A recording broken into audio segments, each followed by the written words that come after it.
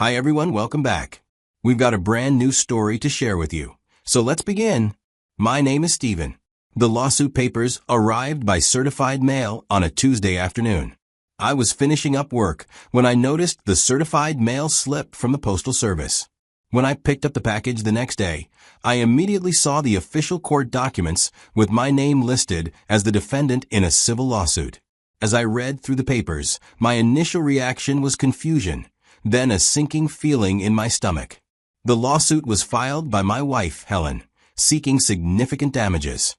But Helen wasn't suing anyone. Helen couldn't sue anyone. Helen had been dead for over a year. I immediately called the law office listed on the lawsuit papers. When I reached the attorney, I explained that there had to be some mistake. Helen wasn't suing anyone because Helen had died last year from complications during what was supposed to be a routine surgery. There was no lawsuit from her because there couldn't be. She was buried in Riverside Cemetery over 13 months ago. The silence on the other end of the line stretched for what felt like an eternity. When the lawyer finally spoke again, his professional composure had cracked slightly.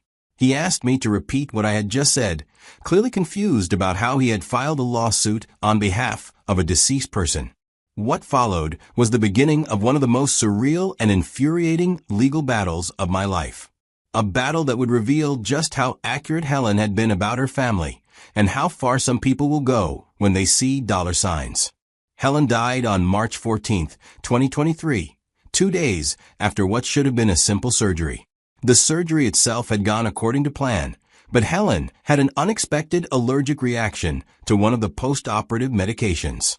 Within hours, she was in anaphylactic shock. Despite the medical team's best efforts, her body couldn't recover from the cascade of complications that followed. We had been married for 8 years at that point. Helen was 34 when she died. We owned our home together, had joint bank accounts, shared everything the way married couples do. She had a small investment stake in one of the leading agrochemical companies in the country, a modest retirement account from her previous job, and that was about it. We weren't wealthy by any stretch, but we were comfortable. Helen had always been distant from her family. Her unmarried sister, Susan, and brother Caleb lived about 2 hours away. And in all the years I knew Helen, I could count on one hand the number of times they had visited or even called just to check in. But they had no problem reaching out whenever they needed something. Helen used to refer to them as leeches, always taking but never giving anything back. The funeral was small. Her siblings showed up, but they seemed more interested in asking about Helen's affairs than actually mourning her. They made some vague comments about her belongings and asked whether she had left any specific instructions about her things. I was too deep in grief to think much of it at the time, and honestly, I assumed they were just trying to process their own loss in their own way. After Helen's death, I went through the standard legal procedures. Since we were married and Helen died without a will, everything passed to me automatically under our state's intestacy laws. The house we had bought together remained in my name. Our joint bank accounts became solely mine, and I was the named beneficiary on her retirement account. I worked with a probate attorney to ensure everything was handled correctly, and within a few months, I thought all the legal matters were settled. That's why the lawsuit mail hit me like a freight train. After receiving the lawsuit papers and calling the confused lawyer, I immediately contacted the attorney who had helped me with Helen's estate. He had been recommended by a friend years earlier, and he had handled the probate process with professionalism and genuine sympathy for my situation. When I called my attorney's office in that initial phone call, his secretary, recognizing the urgency in my voice, managed to squeeze me in for a meeting 2 days later. When I walked into his downtown office 2 days later, I was still reeling from the absurdity of the situation. My attorney listened carefully as I explained the lawsuit and the alleged $10 million lawsuit. He pulled up his files from Helen's estate and reviewed the documentation we had filed over a year earlier. After about 30 minutes of reviewing papers and asking questions, he leaned back in his chair and gave me his assessment. In his opinion, this sounded like what lawyers call a fishing expedition. A lawsuit filed without solid legal grounds in hopes of pressuring the defendant into a settlement. He explained that under our state's laws, when someone dies without a will, Their surviving spouse inherits everything before any extended family members. Since Helen and I were legally married and all our major assets were jointly owned, her family had no automatic claim to anything. My attorney's strategy was straightforward. We would gather all the documentation proving our marriage, the joint ownership of our assets, and Helen's cause of death. Then we would respond to the lawsuit by demonstrating that the plaintiffs had no legal standing to make their claims. But first, my lawyer wanted to find out who was actually behind this lawsuit, because it certainly wasn't Helen. His investigation didn't take long to uncover the truth. The lawsuit hadn't been filed by Helen, obviously, but by her family. Helen's sister was listed as the primary plaintiff, with her brother as a supporting plaintiff. The lawsuit's claims were as audacious as they were legally questionable. According to the filed documents, Susan and Caleb alleged that I had unfairly taken assets that should have been part of Helen's estate and distributed among her blood relatives. The lawsuit sought damages of several $1,000,000 based on their claims about Helen's separate property and business interests. The more I read through their claims, the more obvious it became that Susan and Caleb fundamentally misunderstood how inheritance law works. They seemed to believe that Helen's death automatically entitled them to a share of her estate, regardless of the fact that she was married and we owned everything jointly. Either they had been given terrible legal advice, or they were hoping that the threat of a lengthy court battle would pressure me into settling for some amount of money just to make the problem go away. They claimed that Helen had owned property independently before our marriage that should have passed to them upon her death. The reality was that Helen had owned a small condo before we got married, but we had sold it and used the proceeds as part of the down payment for the house we bought together. All the documentation of this transaction was in our real estate records. They alleged that certain business investments were solely in Helen's name and, therefore, should be considered separate property. This was referring to Helen's small stake in the agrochemical company. But that investment had been made with money from our joint savings account during our marriage. I had the bank records to prove it. Perhaps most offensively, they claimed that I had manipulated Helen into changing her will to exclude her family. The problem with this allegation was that Helen had never had a formal will in the first place. She had died intestate, which is exactly why the standard inheritance laws applied. Laws that give everything to the surviving spouse when there are no children involved. They also claimed that various bank accounts and retirement funds should be split among family members rather than going entirely to me. Again, this showed a fundamental misunderstanding of how beneficiary designations and joint accounts work. Helen had either listed me as the beneficiary on her retirement accounts or we held the accounts jointly. There was documentation for all of this. My lawyer suspected that Susan and Caleb had consulted with a lawyer or someone who had either given them completely incorrect information about their rights or had encouraged them to file a nuisance lawsuit, hoping to pressure me into settling for some amount rather than fighting a prolonged legal battle. The first court date was scheduled 2 months from the day I got the lawsuit. My lawyer had appeared before the judge who was assigned to the case on several occasions. My lawyer's strategy for the initial hearing was simple. Present clear, undeniable documentation of my marriage to Helen, proof of joint ownership of our assets, and evidence that Helen had died without a will, making the inheritance laws straightforward to apply. On the first hearing, Susan and Caleb's attorney presented their case first. His presentation was surprisingly vague, focusing more on general principles about family inheritance rights than on specific evidence supporting their claims. He spoke about the importance of blood relatives having access to a deceased person's estate and suggested that I had acted too quickly to transfer assets after Helen's death. When my lawyer presented our counterargument, the difference in preparation was immediately obvious. He had brought Helen's death certificate, our marriage certificate, property deeds showing joint ownership, bank records demonstrating joint accounts, and beneficiary designation forms from Helen's retirement accounts. Everything was organized, documented, and legally sound. The judge allowed the case to proceed to the discovery phase, but her questions to my Susan's lawyer suggested she was already skeptical of the plaintiff's claims.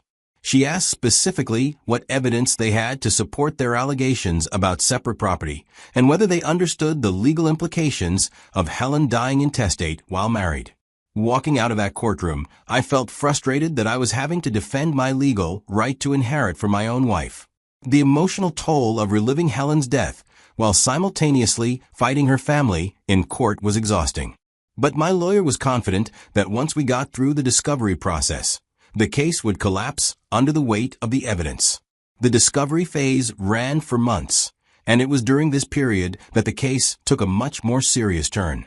My lawyer approached the discovery process with characteristic thoroughness, requesting all documents that Susan and Caleb's side claimed supported their allegations. The first red flag appeared early when we received copies of documents that Susan's legal team claimed proved Helen's separate ownership of certain assets.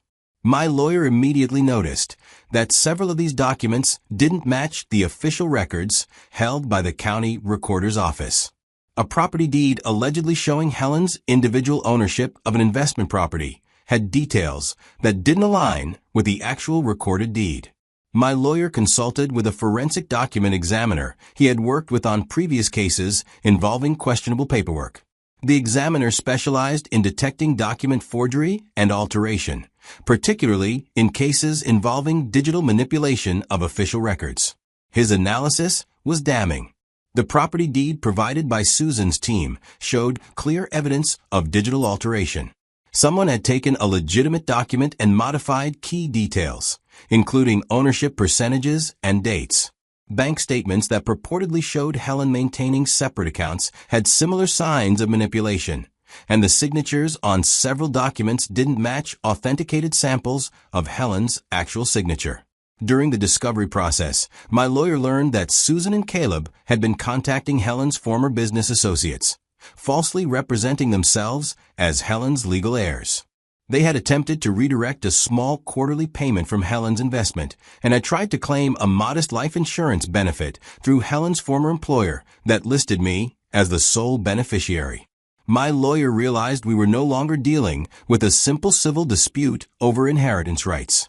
Susan and Caleb had crossed the line into criminal fraud territory by forging documents and making false representations to third parties in an attempt to steal assets that legally belonged to me. My lawyer made the decision to contact the district attorney's office. A detective who specializes in financial crimes and fraud cases was assigned to investigate the potential criminal violations. The detective reviewed the evidence of document forgery, false representations to businesses, and attempted theft by deception. Once the criminal implications became clear, Susan and Caleb's attorney withdrew from representing them due to the ethical complications. Susan and Caleb were forced to find new representation and hired a criminal defense attorney who had the unenviable task of defending clients who appeared to have committed multiple felonies. My lawyer's strategy shifted dramatically. Instead of simply defending against a civil lawsuit, we were now actively pursuing criminal charges against Susan and Caleb. He advised me that we should pursue this case to its full conclusion, both to ensure justice for Helen's memory and to prevent Susan and Caleb from attempting similar schemes in the future. The more I learned about what Susan and Caleb had been doing behind the scenes, the more I realized that Helen had been absolutely right about her family. They truly were leeches, and they had been planning this scheme probably since the day Helen died. The final court hearing took place on December 8, 2024. The judge had reviewed all the evidence collected during discovery, including the forensic analysis of the forged documents and the detective's investigation into the criminal fraud allegations. My lawyer's presentation was comprehensive and devastating. He walked through the clear chain of titles showing joint ownership of all major assets, presented our marriage certificate and Helen's death certificate, and methodically dismantled every claim Susan and Caleb had made. The evidence of document forgery was particularly compelling. Their old lawyer had withdrawn from a case earlier, and the new lawyer, the public defender, was left trying to defend the indefensible. His strategy seemed to focus on characterizing the forged documents as misunderstandings rather than intentional fraud, but the evidence was too overwhelming to support that interpretation. The judge's ruling was swift and unambiguous. She dismissed the lawsuit with prejudice, meaning Susan and Caleb could never refile the same claims.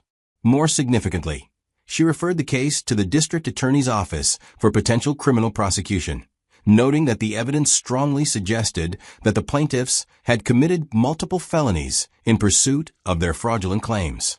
Susan and Caleb's reaction to the criminal referral was visible shock. Throughout the civil proceedings, they had seemed confident that the worst-case scenario would be losing the lawsuit. The possibility of facing criminal charges for document forgery and attempted fraud clearly hadn't occurred to them. Based on the judge's ruling and the strength of the evidence, my lawyer recommended that we file a counter-lawsuit against Susan and Caleb for damages, legal fees, and emotional distress.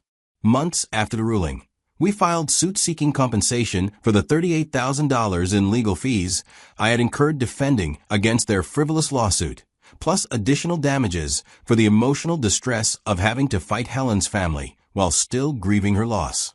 Meanwhile, the district attorney's office filed criminal charges against both Susan and Caleb.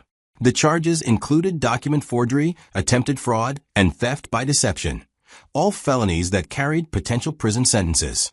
Faced with overwhelming evidence and the prospect of serious jail time, Susan and Caleb's new attorney began plea negotiations almost immediately. The criminal charges changed everything about Susan and Caleb's attitude toward the situation. Suddenly, the same people who had been aggressively pursuing a $10 million lawsuit were desperately trying to reach out to me to apologize and settle the case. Susan called my house multiple times, leaving voicemails claiming that the whole thing had been a misunderstanding and that they just wanted to put the situation behind them. The phone calls were revealing in their desperation. Susan claimed that they had been given bad legal advice and that they never intended to commit fraud. She offered to pay my legal fees if I would ask the district attorney to drop the criminal charges. Caleb sent a letter through his attorney claiming that he had been misled by Susan and that his involvement had been minimal. None of these appeals changed the fundamental facts of the case. Susan and Caleb had forged documents, made false representations to businesses, and attempted to steal assets that legally belonged to me. Their belated apologies didn't undo the months of legal battles, the emotional distress, or the dishonor they had brought to Helen's memory. 3 months later, we reached a settlement on the civil case. Susan and Caleb agreed to pay all my legal costs, plus additional damages for emotional distress. The total settlement was $45,000, enough to cover my expenses and compensate me for the months of unnecessary legal battles. The resolution of this case provided a sense of closure, but it also confirmed everything Helen had told me about her family over the years. Susan and Caleb had shown no interest in Helen while she was alive, rarely calling or visiting, and never offering support during her illness. But the moment she died, they saw dollar signs and were willing to forge documents and commit fraud in pursuit of money they had no legal right to claim. This experience taught me several important lessons about the intersection of grief, family dynamics, and legal rights. When someone dies, especially someone with assets, it can bring out the worst in people who feel entitled to something they have no legal right to claim. The combination of grief and money can lead to situations that would be unimaginable under normal circumstances. I also learned the importance of proper documentation and having competent legal representation. If I hadn't kept meticulous records of our joint assets and hadn't hired my lawyer to handle both the original estate proceedings and the subsequent lawsuit, this situation could have been much more complicated and expensive. My lawyer's thoroughness in discovering the document forgery transformed what could have been a prolonged civil dispute into a clear-cut case of criminal fraud. For anyone facing a similar situation, my advice is to understand your legal rights under the law and to maintain clear documentation of jointly owned assets. If you're married, the laws in most states strongly favor the surviving spouse, but you need to be able to prove your legal relationship and the ownership status of your assets. Don't assume that family members will respect legal boundaries, especially when significant amounts of money are involved. Most importantly, don't be afraid to fight for what's legally yours, even when you're grieving. Susan and Caleb were counting on my grief and desire to avoid conflict to pressure me into a settlement. They assumed I wouldn't have the energy or resources to fight a prolonged legal battle while dealing with the loss of my wife. They were wrong, and their miscalculation cost them dearly. The legal system, for all its flaws, worked exactly as it should have in this case. Clear laws, thorough documentation, and competent legal representation prevailed over forgery, fraud, and frivolous litigation. Justice was served, Helen's memory was protected, and Susan and Caleb learned that there are serious consequences for attempting to profit from someone else's death through illegal means. Today, several months after this legal battle concluded, I can look back on the experience with a mixture of satisfaction and sadness. Satisfaction that justice was served and that Helen's wishes were ultimately respected. Sadness that her family chose to dishonor her memory in pursuit of money they had no right to claim. But most of all, I'm grateful that Helen never had to see how low her family was willing to stoop. She deserved better than Susan and Caleb. Thank you for watching.